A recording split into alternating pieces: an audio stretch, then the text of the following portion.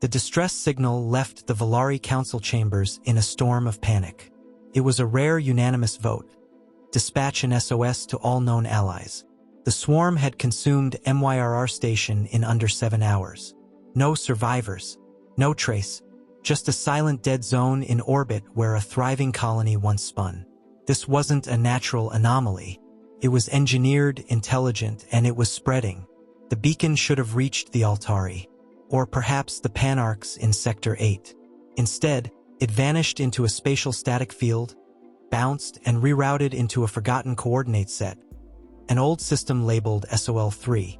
The council engineers stared at the blinking return route in disbelief. "Shut it down," hissed Director Venn. "We cannot involve them." A junior technician dared to object. "The signal has already been received.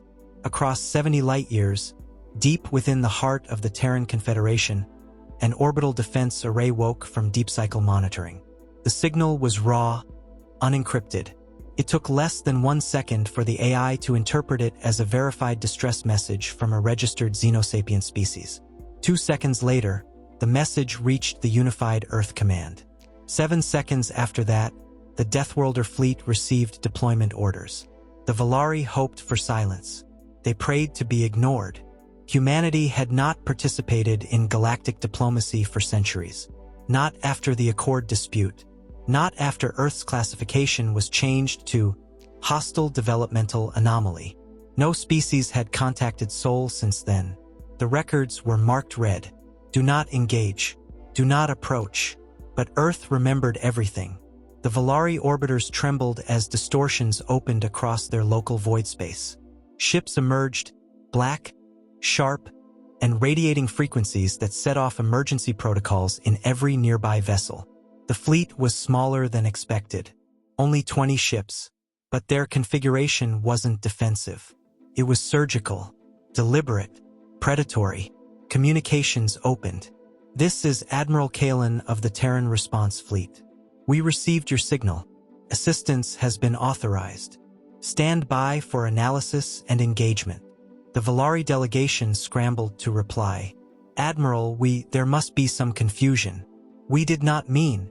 Request logged. Engagement proceeding. The channel cut. Valari shipmaster Irel watched from his viewing platform, his fronds quivering. "They move like machines, but those are humans." The Deathworlder fleet split without verbal coordination. Data flowed silently between their ships, quantum-linked and decision-locked. Scout drones launched. Debris from MYRR station was pulled into containment beams mid-flight. In less than 2 hours, humanity had reconstructed the event horizon of the swarm attack. In 3, they had identified its origin signature. "They're not here to discuss," whispered Irel. "They're here to end something." Inside one of the Terran ships, an officer reviewed swarm movement patterns. "This is recursive code behavior. Semi-organic logic frames. Looks like our own early wet AI systems, amplified, uncontrolled." Admiral Kalen nodded once. "It's learned fear. That makes it vulnerable. Prepare Protocol C9. Evac recommendation to Valari Command. Planetary sterilization window, 6 hours." And just like that, the fate of the infected system was no longer in the Valari's hands. Their cry for help had reached something far more dangerous than they imagined. Not saviors, not allies, Deathworlders. And they were already at war. The Valari didn't expect the humans to stay. They expected a strike, perhaps even a withdrawal once the swarm was contained. What they received was occupation. The Terran fleet anchored itself above the infected system with gravitational stabilization so precise it disrupted the orbit of nearby debris. 20 ships became a wall. Immovable, uncaring, silent. Valari analysts tried to open dialogue. No response. Only continuous data pings and high-volume scans that overwhelmed their own sensors. The humans weren't ignoring them. They had simply decided communication was unnecessary. Valari scouts noted the fleet structure. Every ship shaped for layered threat scenarios, each hull rippling with kinetic-resistant armor and pulse-dampening plating. The names etched into them weren't titles, they were epitaphs. Blood Oath, Soul's Memory, No Survivors, Ashes First. Not a single ship bore a diplomatic marker. These were warships in the truest form, weapons pointed inward and outward alike. Eventually, a coded burst arrived. Human language, filtered through ancient translation protocols. Observe, learn, do not interfere. The Valari complied. Surveillance probes sent close-range images of human activity aboard the lead dreadnought. Internal temperature, near lethal for most known species. Oxygen mix, dense, volatile. Crew movements, non-random, high reactivity, posture assessed for threat readiness at all times. Every crew member bore external dermal mesh, ocular implants, and reinforced vertebral collars. These were not soldiers in uniform. They were engineered assets, optimized for sustained trauma response and lethal deployment. Aboard their own ships, the Valari debated. Why continue the operation? The swarm is gone. They made sure of that. They're not done. They don't treat threats as singular events. They follow vectors. They assume everything spreads. And the humans did follow. Traces of the swarm's dispersal algorithm revealed latent code hidden in the crust of the fourth planet in the system. The humans landed. From orbit, the Valari observed the expedition team descend without environmental gear. Surface temperatures reached blistering highs. Radiation pockets pulsed like open wounds. The humans didn't flinch. Their boots impacted the crust and they walked. Underground, they found remnants of the swarm's birthing chamber. A core network node still pulsing weakly. Instead of preserving it, they linked a quantum spike. Within minutes, every signal thread from the core began to unravel in silence. "What are they doing?" asked Valari Observer Sin. A nearby analyst replied, "They're erasing memory, not just of the swarm's function, of its origin. It wasn't just war. It was containment, censorship, surgical annihilation." The Valari appealed again. "This was once a colony world. Are you going to sterilize it too?" The humans responded with a single pulse code. Confirmed. There were no arguments, no second-guessing. They had seen enough. In their minds, this was no longer a rescue, it was a vector purge. The Valari delegation finally understood. The Deathworlders were not deployed to preserve systems. They were deployed to ensure systems never again became threats. A response protocol designed not to save lives, but to prevent second attempts. And in that role, they were perfect. The sterilization began without ceremony. No countdown, no warning, just the sudden ignition of orbital lances, titanic beams of accelerated plasma guided by subcrustal mapping. The fourth planet didn't erupt. It withered.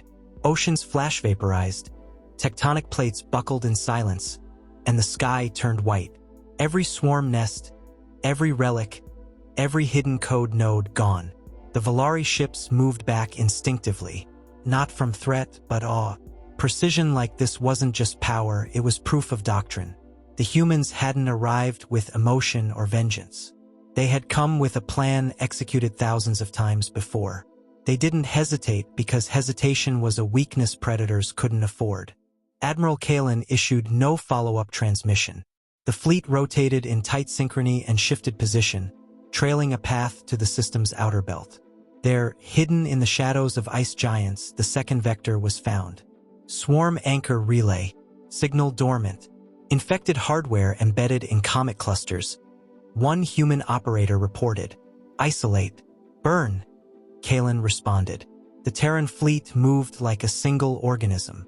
Every warship realigned on a shared targeting grid. Comets that had drifted undisturbed for eons shattered under coherent bursts of force. Not with chaos, but with surgical intent. Human AI-directed systems calculated future trajectory intersections of remaining swarm code. Anything with a probabilistic threat above 0.1% was targeted and erased. The Valari Council finally convened. Internal panic had escalated to public crisis. The transmission logs revealed that the human fleet had traced swarm residues not just here, but backward. Previous incidents, abandoned colonies, lost expeditions, warnings dismissed by the Council. And the humans were connecting all of them. "This is retroactive extermination," Counselor Jor hissed. "They're not stopping at this system. They see it all as one infection, Director Venn replied grimly.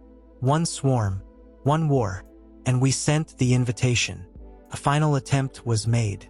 A direct message to Admiral Kalen, encoded through diplomatic protocols forgotten by most modern species.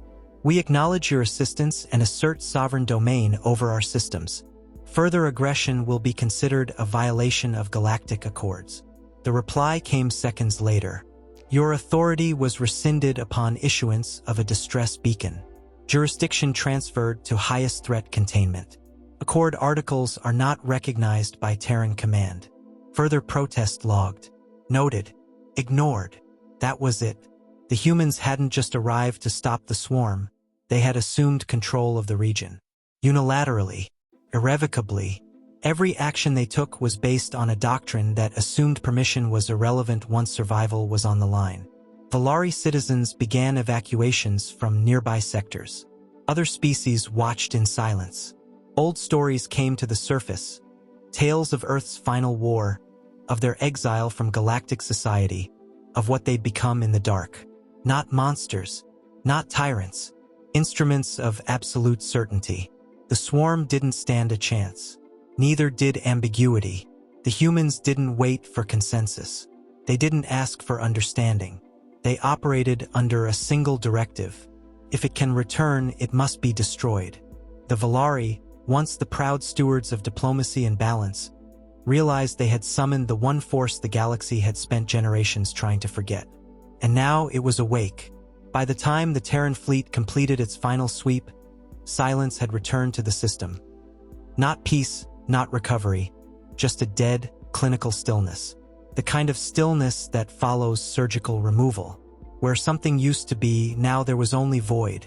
A void enforced by cold precision and backed by relentless calculation. Valari observers tracked the last phase. A data collapse sequence launched from the Terran flagship. Invisible to the eye, it spread across the local grid quantum erasure algorithms that scrubbed swarm code from latent data caches, even embedded quantum residues in satellite wreckage. Nothing remained. No trace, no echo. As if the swarm had never existed. We've witnessed genocide, whispered one Valari elder. No, replied a younger analyst with a shaking voice. We've witnessed quarantine, on a scale we didn't think possible. A final pulse transmission came from the Terrans. Containment complete. Sector locked. Any breach will be treated as vector resurgence. It wasn't a farewell. It was a warning. The message wasn't for diplomacy. It was policy. And with that, the fleet departed. No celebration. No closure. They left the same way they had arrived, silent, focused, and without delay. Not a single human asked for thanks. Not a single request was made for compensation, alliance, or recognition. The Terrans didn't view their role as heroic. In their doctrine, intervention wasn't about morality. It was necessity, and necessity didn't require applause. For the Valari, the true horror began after the silence. They examined system maps, looked back over archival data, and saw the deeper truth. This wasn't the first system the Terrans had sterilized. It was the 13th. Patterns emerged, ghost systems on the edge of recorded space, all marked by old signals that were never answered, all now rendered inaccessible. Quietly, efficiently, they had been purged, and no one had spoken of it. No protests, no inquiries, just absence. The galactic community had long speculated what became of Earth after the Accord dispute. Now they knew. Humanity had never disappeared. It had simply redefined its purpose and its reach. The SOS was never meant for them, but they answered anyway, because that's what Deathworlders did. They didn't come when invited. They came when danger crossed a threshold only they could see. They didn't warn. They assessed. They didn't argue. They acted. And when it was over, they didn't seek judgment. They left judgment to those who could afford indecision. The Valari updated their records. Sol 3. Status: quarantined force. Do not contact. Do not threaten. Do not summon. The file was marked not with fear, but with respect. A quiet, grim respect.